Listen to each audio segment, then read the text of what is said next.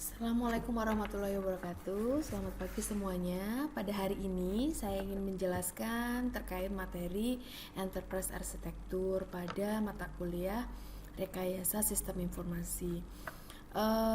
Materi ini saya dapat ketika saya mengikuti pelatihan Enterprise Arsitektur, sehingga saya perlu membagi ke kalian semuanya karena ini berhubungan dengan rekayasa sistem informasi.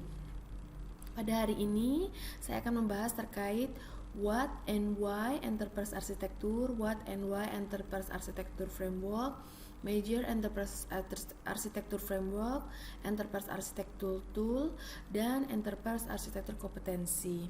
Apa sih dan mengapa sih ada Enterprise Arsitektur? Mari kita bahas.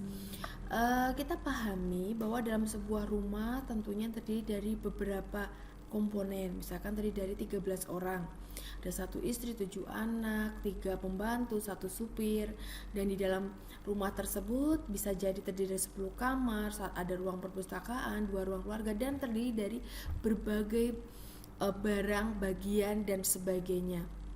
Nah, di sini tentunya dengan melihat kondisi rumah ini, kita perlu tahu secara detail berapa jumlah kamar, berapa kebutuhan air setiap hari, berapa sofa yang cocok, yang tepat untuk ruang tamu, dan apa saja yang dibutuhkan oleh penghuni rumah tersebut. Nah, kondisi rumah ini tentunya kita tidak tahu secara detail kegiatan sehari-hari dan kebiasaan masing-masing anggota rumah, serta tentunya kita kadang tidak memahami berapa jumlah aset yang ada di rumah itu dan di mana posisinya, dan dokumen apa saja yang diproduksi oleh penghuni rumah. Nah, di samping itu juga saya tidak mengetahui bagaimana seseorang ketika melakukan prosesnya. Misalkan contohnya karena dia di rumahnya punya kolam renang, bagaimana langkah-langkah menguras kolam renangnya, bagaimana proses membersihkan tempat tidur, bagaimana proses membersihkan kamar mandi. Nah, kalau kita memang di rumah itu pasti tahu, tapi kalau orang lain datang ke rumah itu untuk melihat atau untuk untuk melakukannya pasti tidak tahu. Maka perlunya ini dipahami, kita gambarkan ya, supaya semua orang tuh tahu bagaimana cara, isi, dan prosedur seperti itu. Nah, tentunya ini ketika orang itu tidak tahu cara isinya ya, proses isi aset dan sebagainya, maka dia pasti kadang orang datang salah beli kursi gitu kan, sehingga tidak terpakai. Atau misalkan karena kita tidak tahu kebutuhan di rumah itu bandwidthnya berapa, maka akhirnya membuat lambat karena banyak yang pakai dan kita tidak tahu sebenarnya speknya berapa, seperti itu. Jadi ini masalah-masalah yang terjadi jika kita tidak ketahui spesifikasi apa yang ada dalam rumah kita atau enterprise kita. Jadi rumah itu kalau dalam organisasi kita ibaratkan sebuah organisasi, sebenarnya sama saja. Maka kondisi suatu organisasi pun juga sama. Kita tidak tahu, kadang ada ribuan pegawai, ada puluhan unit kerja yang tidak termonitoring, dan juga banyak proses bisnis yang kompleks, serta ada banyak infrastruktur serta aset yang tidak terkendali, sehingga staf atau misalkan ada pimpinan baru, dia perlu memahaminya tuh perlu waktu untuk memahaminya. Nah, inilah kesulitannya jika dalam sebuah organisasi itu tidak ada blueprint ya. Nah, masalah organisasi ini banyak sekali. Misalkan ketika orang mengajukan cuti karena dia tidak tahu ada proses dan sebagainya, akan memperlambat seperti itu. Nah, tentunya oleh sebab itu kita perlu yang disebut dengan memahami arsitektur. Kalau rumah berarti kita harus tahu arsitektur rumahnya, tata letak, kemudian fungsinya dan sebagainya. Kalau arsitektur rumah, Anda cukup membangun rumahnya saja, dari spesifikasi rumahnya saja, cuman tidak menggambarkan proses ya.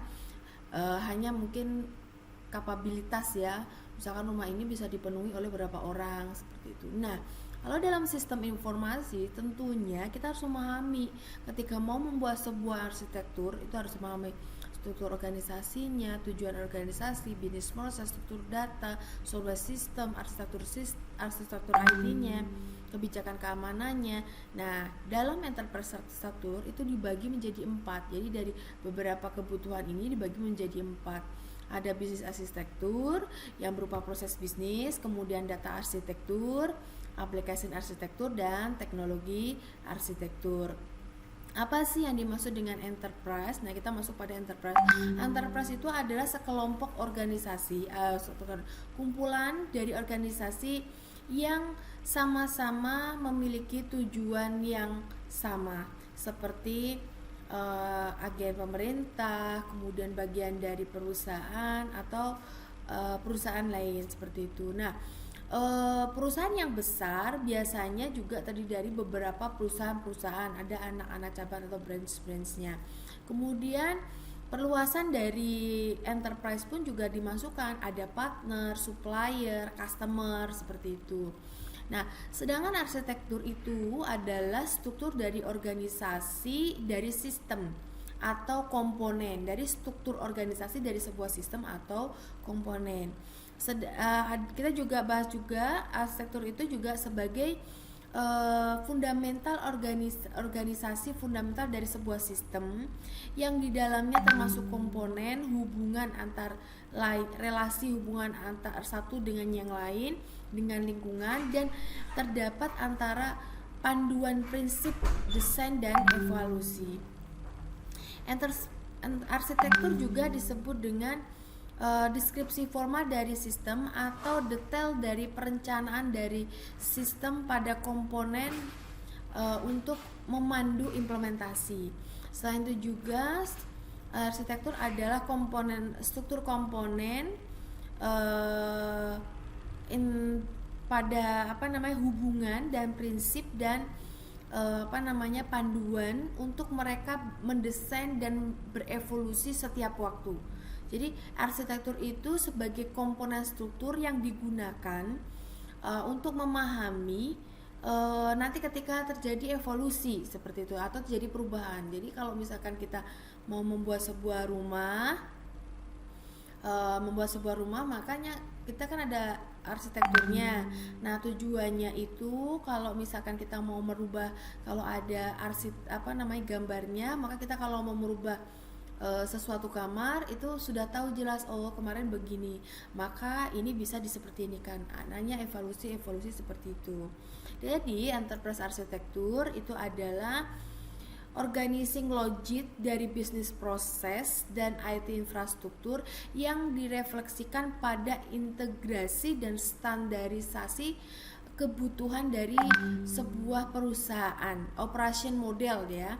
Jadi dia berupa logika organisasi terkait bisnis proses dan IT infrastruktur yang merefleksikan integrasi, yaitu hubungan yang sesuai standar kebutuhan seperti itu. Dan juga kalau dari scio.com itu menyebutkan bahwa enterprise arsitektur adalah konseptual dari blueprint yang mendefinisikan struktur dan operasi dari sebuah organisasi seperti itu. Jadi blueprint ini bisa berisi sistem existing atau gambar existing dan future ya, sistem future seperti apa. Nah, ini enterprise arsitektur itu berarti berisi cetak biru atau blueprint organisasi yang berisi proses bisnis, data aplikasi, infrastruktur IT yang dirancang dan diterapkan secara terpadu untuk membantu berjalannya kegiatan organisasi dengan lebih efektif dan efisien. Jadi adanya proses bisnis dan aktivitas organisasi yang menggunakan apa. Kemudian ada data yang harus dikumpulkan, dikelola, diamankan, dan didistribusikan menggunakan apa. Di dalamnya juga enterprise arsitektur itu ada aplikasi, baik itu aplikasi custom atau generik yang berjalan di atas apa.